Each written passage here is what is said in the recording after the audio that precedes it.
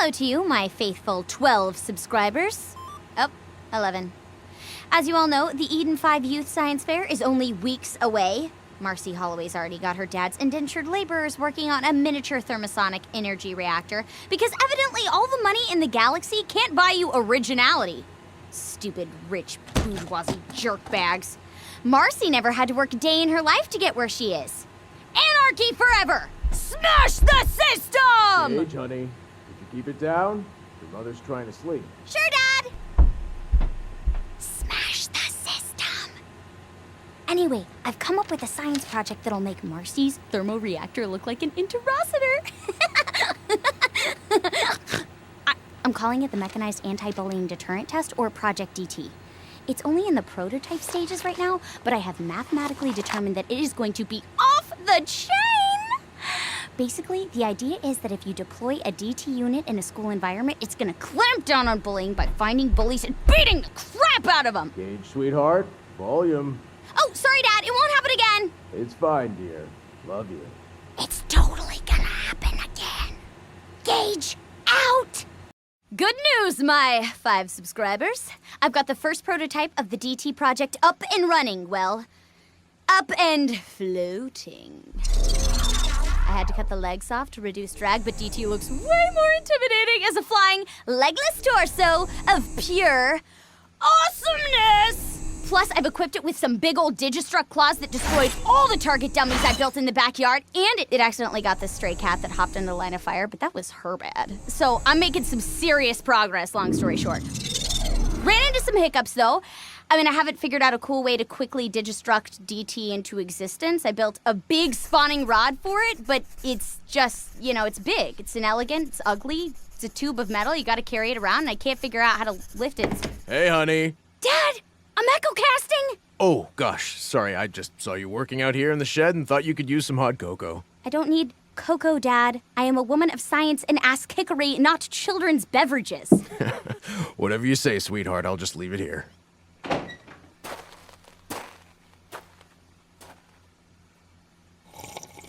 Damn it, that's really good. Oh, yeah, that reminds me. Marcy and I got paired up for a group project during Professor Parker's Unipolitics class. We're supposed to debate whether the Hyperion occupation of Pandora was justified or not. I figured, rich little daddy's girl that she is, she'd be all for it. But no, she never even heard of Pandora. She didn't know about Handsome Jack, about Iridium, about vaults, for gosh sake. We are living in the most awesomely awesome time period in history, and Marcy's more interested in reading about celebrity gossip than the fact that Hyperion may have found another vault. Oh!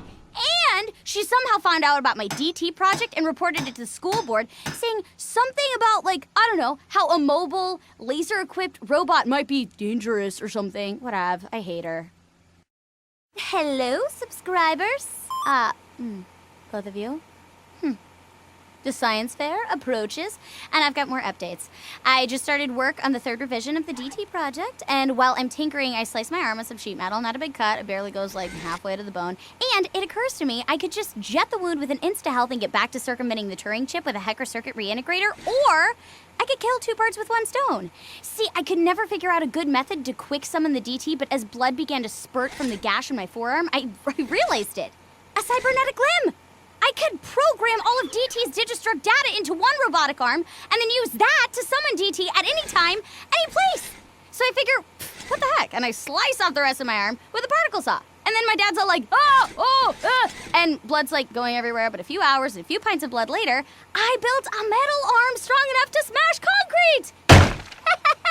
Yes, so metal. Oh, and I'm trying to do devil horns with my robot arm right now, but it's not really working because the fingers, okay, whatever.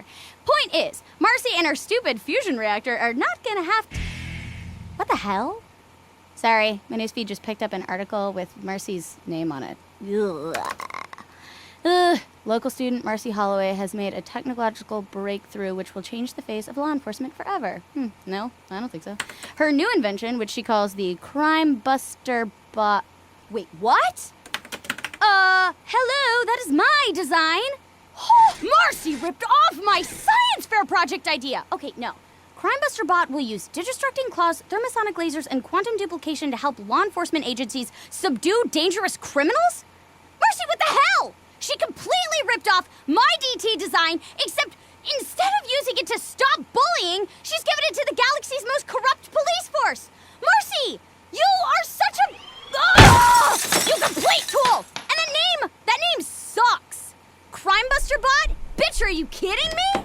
What's going on in here? I can hear you from across the house. Dad, now's not a good time. Whoa, calm down. Why don't you Marcy just... Holloway ripped off my robot's designs, used them to build a fascist security bots for the cops, and now she's gonna try to win the science fair with my idea! Oh. You're gonna take that bitch down, right? You're damn right! I'm gonna upgrade my bot, and I'm gonna win the heck out of that science fair. It is so on! That's the spirit.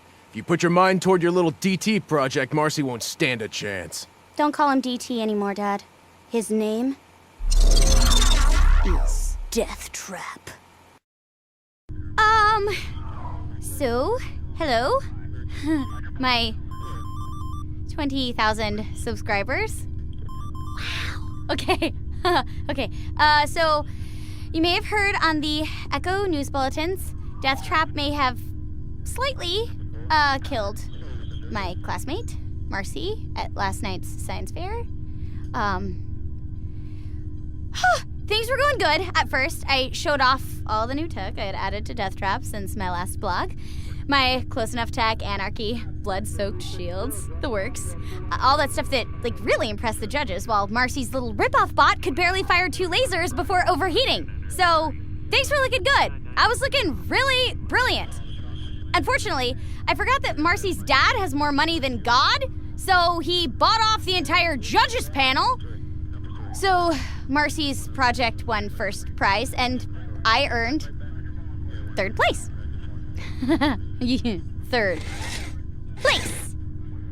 That is what we call politics, people, and it's really unfair because Okay, anyway, Marcy started gloating. She started pointing and laughing at me, and then she pushed me. Okay, that's when things got messy. Death Trap recognized Marcy as a threat, so he gave her a quick slash with his Digistruct claws. No big deal. That's what it's supposed to do. And I must have miscalibrated them last night when I was adding the Discord circuits, because the second his claws touched Marcy's skin, she kind of okay, she exploded. She, everywhere. Skin, things, eyeballs, I don't know. It was gross. Anyway, sorry. After they finished cleaning up Marcy and the auditorium, I was escorted to the principal's office, which I've never been to before, and I found out that I wasn't getting expelled or arrested for what Death Trap did to Marcy. I'm getting expelled and arrested for what Death Trap did to Marcy, and Marcy is not getting any sort of recourse for what she did to me, which was a serious shove, and I'm traumatized because... I called my dad and got him to create a distraction. He's very brilliant with things like that, and I'm not going to go into the details about it, but let's just say that it involves a golf cart and a lot of gasoline. Good job, Dad, so that I could slip away. So anyway, long story short, I'm currently echo casting from the cozy confines of a transplanetary shuttle. Dad and I figured I should probably head somewhere where the cops and their crimebuster bots couldn't find me. So after a teary farewell, I love you, Daddy, I grabbed a ticket to Pandora, which I've always been kind of interested in vault hunting, but who knows? Maybe here my talents will actually be appreciated and I won't go to jail for being brilliant. 3rd place. I mean, seriously. Bastards.